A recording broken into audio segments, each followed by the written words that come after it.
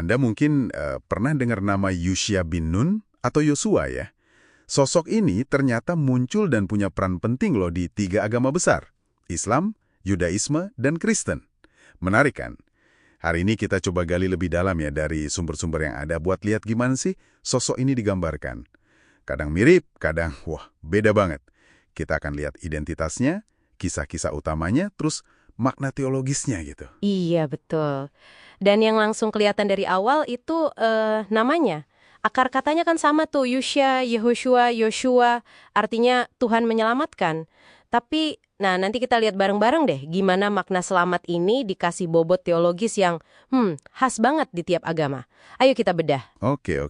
Kita mulai dari yang sama dulu kali ya, biar gampang. Dari semua materi, kayaknya ada benang merah yang jelas nih. Semua setuju dia itu penerus Nabi Musa.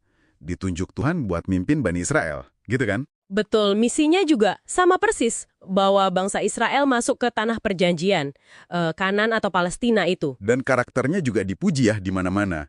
Kayak imannya kuat, berani, sabar gitu. Iya, itu diakui di semua tradisi, terus soal mukjizat juga ada di semua, walau fokusnya bisa beda-beda. Kalau di Yudaisme sama Kristen, itu detail banget soal tembok Yerikho runtuh, terus matahari berhenti.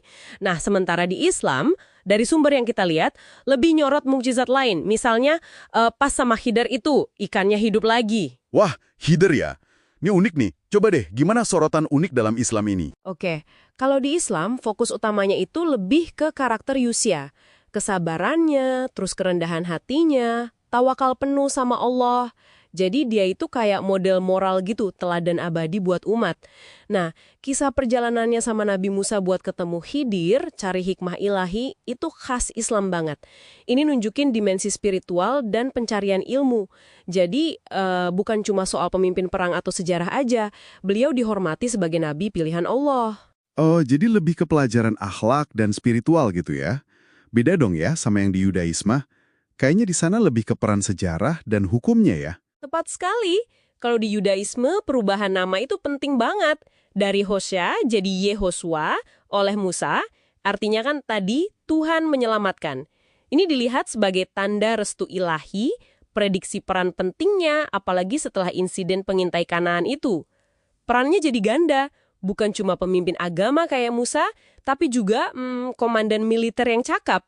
Ini kan sesuai kebutuhan praktis waktu itu, bangun bangsa di Kanaan. Terus ada kontribusi spesifiknya juga ya? Kayak doa Aleinu itu sama aturan bagi-bagi tanah. Iya, dipercaya dia yang nyusum doa syukur Aleinu itu, terus menetapkan aturan pembagian sumber daya antar suku. Tapi ada catatan menarik nih, dia kan nggak nunjuk penerus sebelum wafat, nah itu dianggap memicu masalah di era setelahnya, di kitab Hakim-Hakim. Walaupun begitu, sosoknya tetap relevan loh sampai sekarang, dirayain di Yom HaAliyah, terus ada ziarah tahunan juga ke makamnya. Oke, dari teladan moral pemimpin sejarah kita geser ke kekristenan. Nah ini beda lagi kan penekanannya. Fokusnya ke tipologi. Betul banget, ini kerangka utama buat memahami Yosua dalam kekristenan.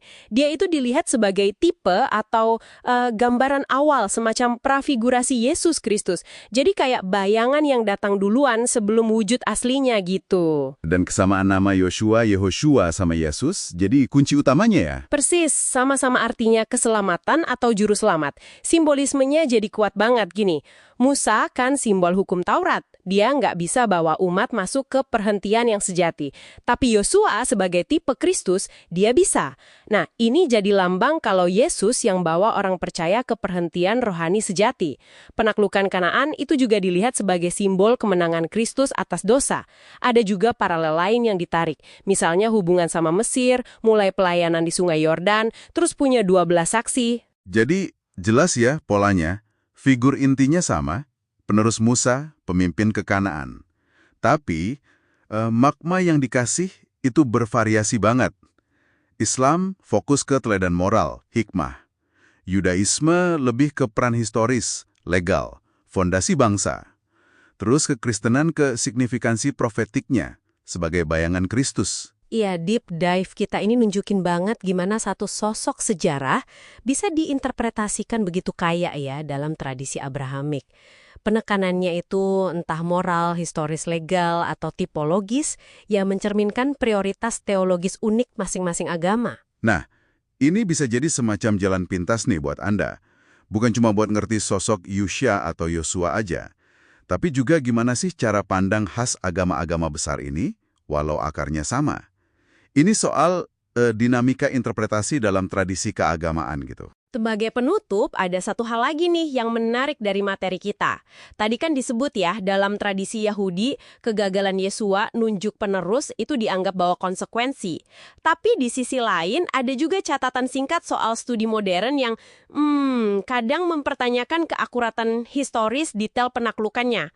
Ini jadi memunculkan pertanyaan menarik buat Anda renungkan. Gimana cara sebuah kisah diceritakan? Apakah fokusnya ke suksesi kepemimpinan? Atau keakuratan catatan sejarah, atau justru makna simbolisnya? Dan gimana pilihan fokus itu mempengaruhi dampak abadi dan pelajaran yang kita tarik darinya selama berabad-abad? Sesuatu buat Anda pikirkan lebih lanjut deh.